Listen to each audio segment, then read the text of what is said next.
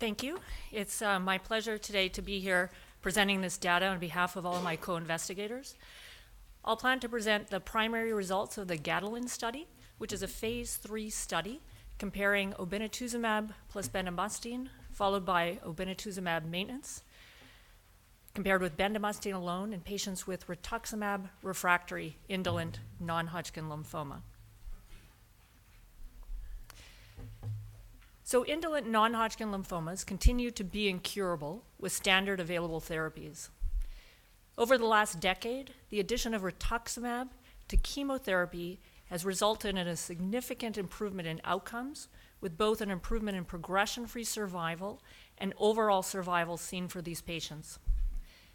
However, patients who are rituximab refractory, so those who have been shown either to not respond to rituximab or who relapse early after having received a rituximab therapy, have a relatively poor outcome and limited treatment options.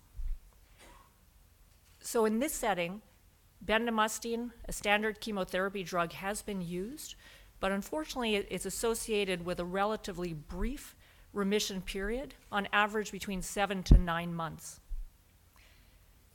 So the Indolent study was designed to assess whether the addition of a novel anti-CD20 monoclonal antibody, obinutuzumab, to the bendamustine backbone, followed by obinutuzumab maintenance, could benefit patients with rituximab refractory indolent lymphoma. Obinutuzumab is a novel anti-CD20 monoclonal antibody, also targeting CD20, comparable to rituximab, although it's been engineered to have potentially higher efficacy, as it's been shown to induce a higher rate of direct cell death, as well as a higher cellular immune response against lymphoma cells compared to rituximab. And in early clinical trials, obinutuzumab has been shown to be beneficial in rituximab refractory patients, and it's also been shown to be effective when added together with bendamustine. This is the study design. So the study intended to enroll approximately 400 patients with rituximab refractory indolent non-Hodgkin lymphoma.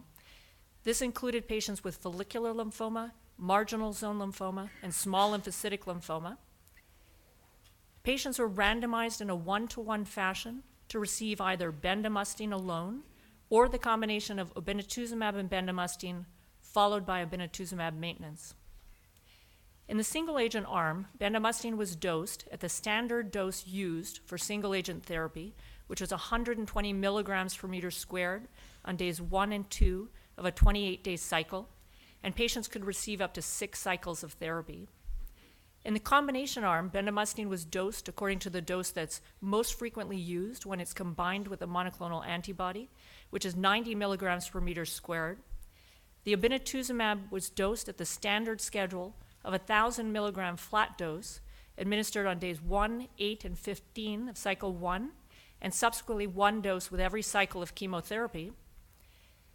Patients showing benefit were then able to go on to receive obinutuzumab maintenance, which was administered as 1 dose every 2 months for up to 2 years. So the primary endpoint of the trial was progression-free survival as determined by an independent radiology facility. Secondary endpoints included progression-free survival as assessed by investigators, response rates, duration of response, pharmacokinetic parameters, and importantly, safety profile. You can see that at the bottom, the clinical characteristics of patients were comparable between the two arms. The median age was 63 years, and in keeping with what is typically seen in clinical care of indolent non-Hodgkin lymphoma patients. Importantly, these patients showed a high level of treatment resistance. They had received 2 median prior lines of therapy, and over 90% of patients in each arm had been designated refractory to their last treatment.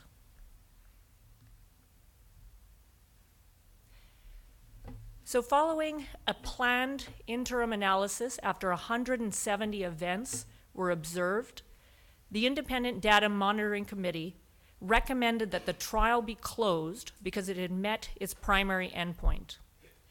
The primary endpoint was progression-free survival as determined by the independent radiology facility, and it demonstrated that patients receiving the combination of obinutuzumab and bendamustine had a significantly improved progression-free survival compared with those receiving bendamustine alone. With a median follow-up of just over 20 months, the median progression-free survival in the bendamustine arm was approximately 14.9 months, but had not yet been reached in the combination arm. The hazard ratio was 0.55, indicating a 45% reduction in the rate of progression with the combination therapy. The progression-free survival, as assessed by investigators, was also similar. So the median progression-free survival in the bendamustine-only arm was 14 months and was over 29 months in the combination arm, indicating a doubling in progression-free survival. Importantly, safety was comparable between the two arms, so there were no differences noted in adverse events, serious adverse events, high-grade toxicities, deaths, or withdrawal from therapy in either arm. And also important, no new safety signals were noted, so the toxicity was as expected for the individual drugs included. So to summarize, the combination of obinutuzumab and bendamustine, followed by obinutuzumab maintenance, resulted in a statistically significant, but more importantly, a clinically meaningful increase in progression-free survival compared with bendamustine alone. This study is remarkable because it does demonstrate the first randomized evidence of a clinical benefit of a novel anti-CD20 monoclonal antibody for patients who are rituximab refractory. The safety profile revealed no new safety findings and was in keeping with what was expected with the combination of drugs.